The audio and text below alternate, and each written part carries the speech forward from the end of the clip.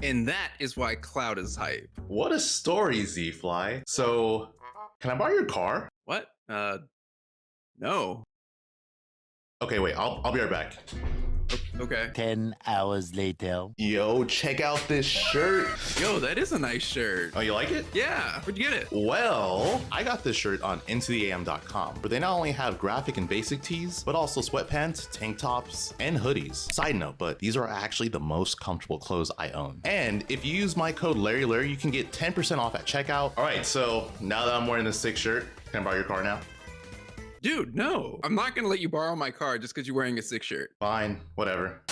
What's up, guys? So I am going to be watching the Why No One Plays Falco video, which I'm assuming is a clickbait video because there are obviously people who play Falco. The most obvious one is Tilde, me, and then there is Masa, the top Falco player from Japan, and then there's also Matsunabe, who is another top Falco from Japan. So again, no one plays Falco, really? We'll see what they say, but yeah, so if guys like content like this, reaction videos, analytical videos, whatever you want to call it, drop a like on the video, subscribe, comment on this person's live. But yeah, let's get into it. One thing about the Smash Bros franchise that I both love and hate about it is definitely the inclusion of multiple members from a single series. Crossover games tend to instate a couple members from their game of origin, but it stands out a lot more in Smash for some reason. My guess is that they pay equal homage to the good and bad guys of each game. Mario and Bowser, Donkey Kong and K. Rool, Link and Ganondorf, Samus and Ridley, Kirby, DDD, Cloud, Sephiroth, stuff like that. Nowadays, I believe the relationship between Fox and Wolf is very Goku and Vegeta-esque, but at one point Wolf did have an antagonistic role in the Star Fox universe. The one downside to this dynamic is that if they ever include an additional character from the same universe, you get one of two outcomes. Either they completely overshadow both of them in competitive viability, or the inverse happens. They're ignored in favor of the original two. I just want to say, I don't really think that any of the Star Fox characters are ignored. They're all played pretty actively. I will say Wolf and Fox are definitely played more, but Falco's also up there. Like, he's a pretty popular character. Ultimate's Falco follows an entirely different win condition. He still possesses the highest jump in the entire game, as well as the distinction of being a fast faller thanks to his gravity and fall speed. But while all things vertical, you'd be hard-pressed to find a scenario where he's outclassed, that comes at the expense of his horizontal mobility, having middling dash speed and poor lateral movement in the air. In total, this gives him very polarizing mobility, as he's one of the best at ascending and descending, but traveling from one side of the stage to the other via movement can be difficult for him.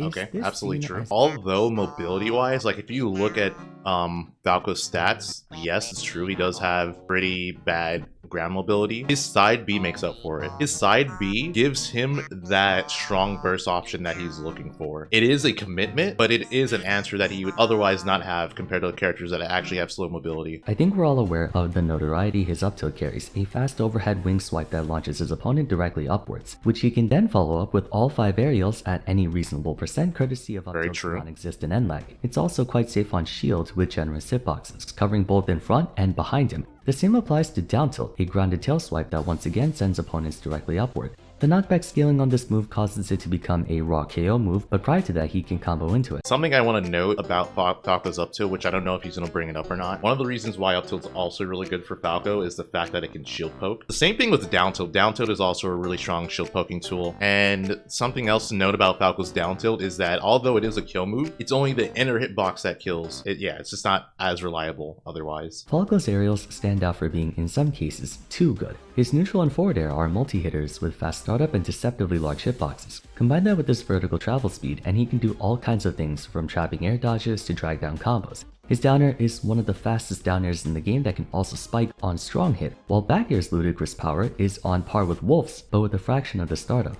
Although granted not as fast as in Smash 4. I do want to bring up, yes, Falco's backer in Smash 4 was ridiculous. It came out on frame 4, which is absolutely absurd for an aerial. And one other thing to bring up is that the Wolf sweet spot backer is absolutely absurd. That is like the equivalent of a really strong smash attack, whereas Falco's is strong, but it's just not close to being as strong as Wolf sweet spot bear. His devastating combo game has often led to players labeling him as a touch of death character along the lines of Ice Climbers, Luigi, or Kazuya, where one hit is all they need to zero to death you without you being able to do anything about it, a sentiment reinforced by the tradition of those types of fighters having poor lateral mobility and thus would rather their opponent come to them. Depending on how you see it, that wouldn't be too far from the truth. Falco definitely does have a crazy combo game, but I wouldn't label him as a touch of death character. I think a better way to explain him is he's like a two-touch character. So he needs two good opportunities to kill you normally. Whereas, like you said, Luigi, Kazuya, Ice Climbers, if you know they're confirms, they can kill you off of one interaction. The obvious countermeasure is to avoid getting hit by that initial move. Kazuya's electric, Luigi's grab, Falco's up tilt, what have you. Should you be successful in playing around those setups, their threat level diminishes considerably, and the higher up you go, the better players get at staying just outside of those moves.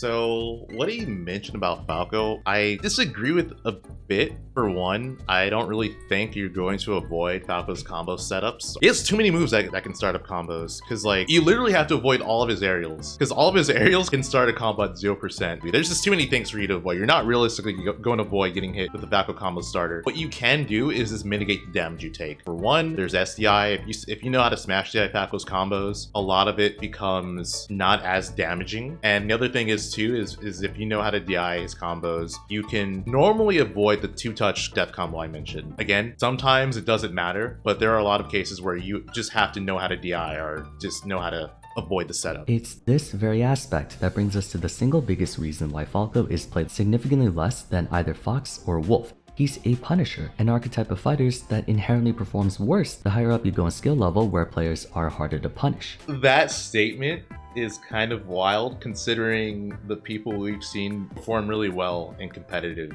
Ultimate. For one, you mentioned Kazuya being a high punishing character. There's Riddles, there's also T, and then on the rare occasions there's also Akola who played Kazuya. So obviously Kazuya is also just a very popular character in top level play. Ice Climbers, we've seen Big D popping off incredibly well, and then if you go to Japan, there's plenty of Ice Climbers there. I think high punishing characters in Ultimate's meta is actually really good. Both Punisher and Rushdown fighters are capable of dealing extreme damage. The difference between them is that Rushdown fighters create openings while Punishers respond to them. I 100% agree with that. The reason why Falco struggles in neutral is that his options to actually get into the opponent are very committal, but at the same time the risk reward is pretty big for him. Also, why is the only clip he's shown to me so far just me losing? He has it out for me. Falco's only fast approach option is Phantasm, but the reason you almost never see pro Falcos like Tilde using it in Last Stock Last Hit is that he knows that his opponent knows that that's the only way Falco can close a far distance in a short time, and they're playing just outside of that range to punish the potential use of it. That's not true. Tilde used to spam Phantasm. Tilde stopped doing it as much because, you know, people have gotten used to it, but Tilde used to spam that move. Assuming Last Stock Last Hit, the Falco player has to rely almost entirely on laser and reflector to pressure his opponent from afar into making a careless approach, which he can hopefully punish via his grounded setups.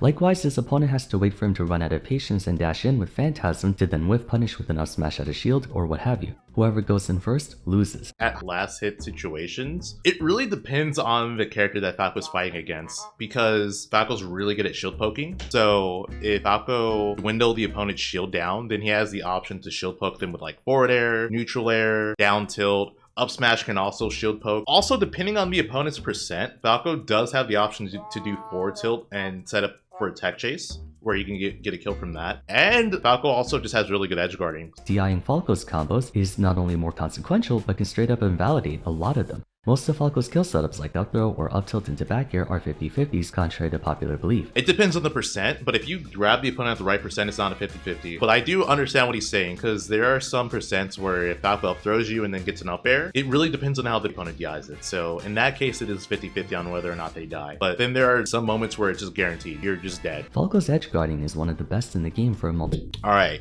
Yeah, he's bringing up me winning. I like this. And he's bringing up me winning against Fargo, so that's even better. To repeat myself for the umpteenth time, good players are fully aware of how badly Falco struggles to approach normally, making side B. I just want to bring up the irony of him saying Falco struggles to approach, and then he immediately saw me win neutral by shield poking. He showed a clip of me approaching and winning neutral, shield poking Spargo. In a way, the experience of playing Falco isn't too far from the experience of playing Kirby or Incineroar.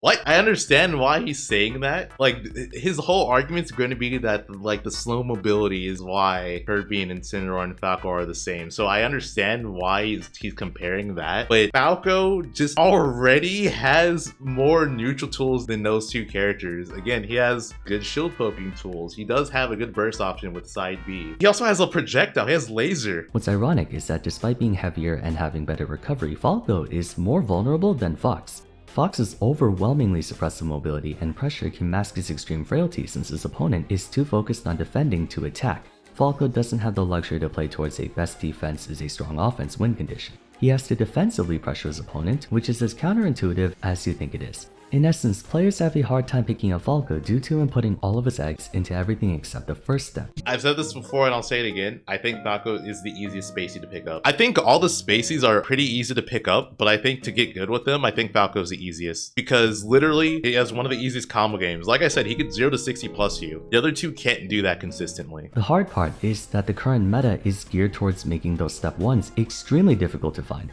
As mentioned countless times in past videos, early on in Ultimate's competitive scene, the meta was aggression and close quarters combat. Nowadays, the meta is very mid-range with punish oriented. I just feel like he's contradicting himself because Falco has good whiff punishing tools. He has side B. I think he has it a little bit confused because I feel like the early meta for Ultimate was characters that were good at neutral and also just had a very easy game plan to learn. And then now the meta is just more catered towards punishing and killing. Swordies, trappers, and zoners dominate the current scene, and the few close quarters fighters that still find success happen to be difficult matchups for Falco, like Game & Watch, who, let's be honest, he basically plays like a swordie, and Kazuya, who is a stronger touch of death and can play far more recklessly than Falco. Alright, despite me dying at that percent, no, I actually don't think Falco Kazuya is a bad matchup. They do the same things. You know, obviously Kazuya has an easier time to do it because it's Kazuya, but if you play it right, it's really hard for Kazuya to do anything. The fact that he has no answer to mid-range combat and can't play the straight hit game outside of using down.